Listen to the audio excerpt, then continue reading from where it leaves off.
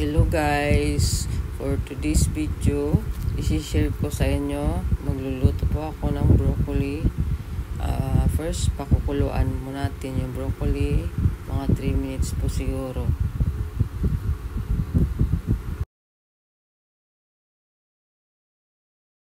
I-drain po natin siya. Maglalagay po tayo ng butter.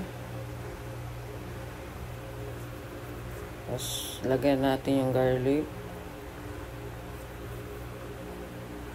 Haluin lang po natin hanggang siya maging brown na siya.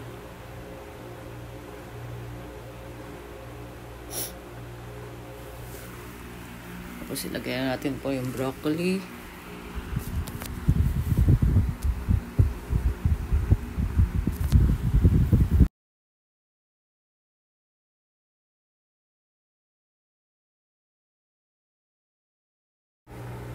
Naghanda po ako ng sauce. Nilagay ko po oyster sauce, cornstarch, black pepper, at konti pong asin. Lagay po natin yung sauce.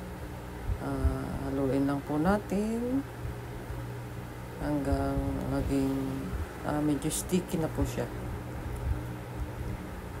Ayan po. Ganyan lang po. Tikpan na po natin. Yan na po, luto na. Masarap na po. Thank you for watching.